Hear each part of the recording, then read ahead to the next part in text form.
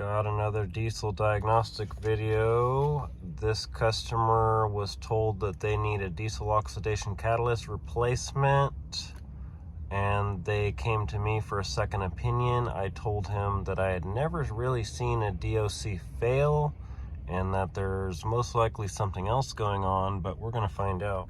Before I start up the engine, I'm going to check out my freeze frame and failure records and just see if there's anything that jumps out.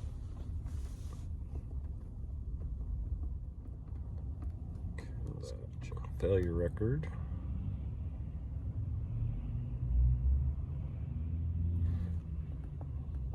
After treatment, fuel injector was injecting fuel, or at least it was trying to.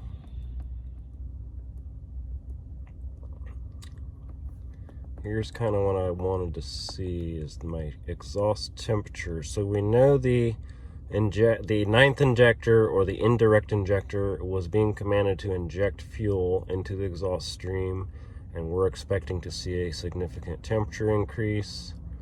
Looks like we might have some sort of temperature increase.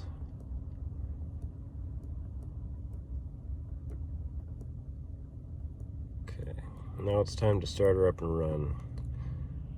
Just in case you didn't know, a failure record is when the engine control module or the control module detects a failure. It's got a failed test, but it has not failed to the point that they want to turn the check engine light on or set a hard code.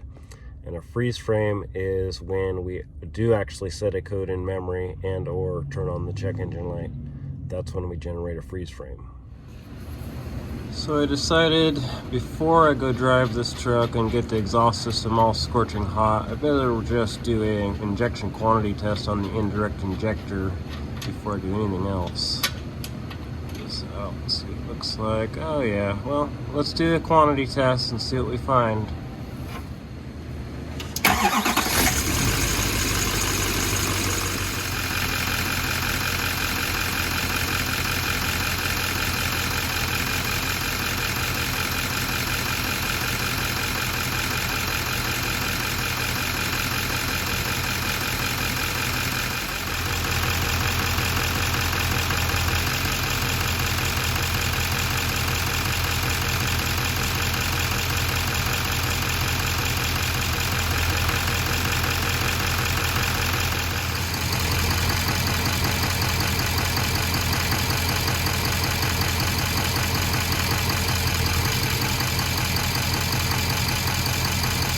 Okay, so what did we learn by doing the indirect injector fuel flow quantity test? We learned that it has a really terrible spray pattern and low injection quantity.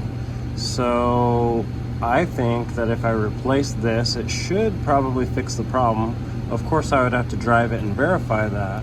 So the other shop told this customer that they need a diesel oxidation catalyst to resolve this code. And I think that that would probably be flushing thousands of dollars down the drain for nothing. So we're going to move forward with the indirect injector replacement and then repeat test procedures, etc. Something that I found interesting is that on the indirect injector, you can see that bolt right there has been disturbed before, as well as that bolt, and let me get it in the frame. That bolt, which holds the injector itself on. The injector to me does not look new, or if it is, it's not that new. It's been on there for some time, and I'm wondering if somebody has done some sort of repairs in here, such as injector replacement or something else.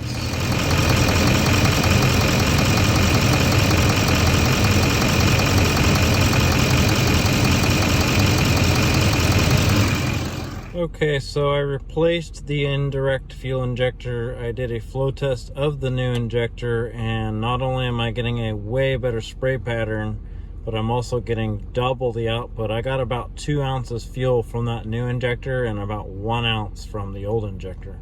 So after repair, I need to go and do a regeneration enable, and then I need to drive the vehicle until that regeneration runs and completes before I get the P0420 test result. Before I get going, I want to take note, regeneration's completed, 494. When this is done, that should say 495 to confirm that it's completed. What else? I've got 11 grams of soot mass, so this is going to take a little bit of driving to get all that soot burnt out. And you can only run the P0420 test during a drive. That's the only way you'll ever get the test to run and pass. Okay, so after driving the vehicle about 30 miles, the regeneration's completed, has incremented up to 495. I've got a complete status. The soot mass did go down to 0 during the regen, and then as soon as it said complete, it jumped back up to 10. Don't know what to say there, but I'm not concerned. Now we just got to go back and check codes and confirm that that P0420 says pass before I erase it and call the vehicle fixed.